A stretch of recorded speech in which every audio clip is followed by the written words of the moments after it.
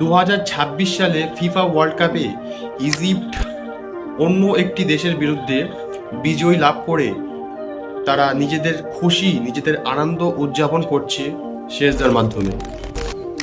আসলে ইজিপ্টের খেলোয়াড়গুলি তারা আবারও বুঝিয়ে দিল, তারা আবারও প্রমাণ করে দিল যে আল্লাহর ভয় যেই ব্যক্তির ভিতরে রয়েছে, যেই মুমিন ব্যক্তি আল্লাহকে ভয় করে, সেই ব্যক্তি যখনই খুশি হয়, যেই মুহূর্তে হোক না কেন, সে যখন খুশি হয় তখন সর্বপ্রথম আল্লাহর কাছে শুকরিয়া আদায় করেই তার খুশিকে উদযাপন করে।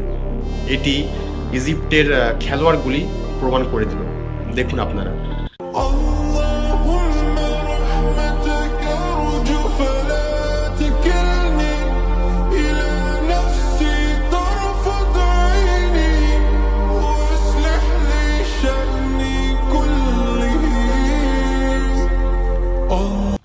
আরেকটি কথা, ইজিপ্টের সঙ্গে আর্জেন্টিনার একটি ম্যাচ হয়েছিল রিসেন্টলি।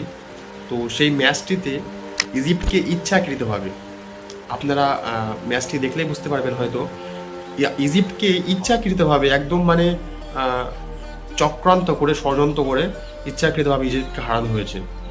সেটা দেখলেই বোঝা যাচ্ছে, এই মানে স্পষ্ট একদম, যে কেউ দেখলে বুঝতে পারবে।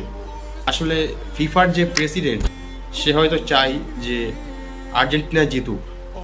যাই হোক, আপনারা যদি জানেন তাহলে কমেন্ট করবেন প্লিজ। আর যদি ভিডিওটি ভালো লেগে থাকে তাহলে একটি কমেন্ট এবং সাবস্ক্রাইব করে আমার পাশে থাকবেন।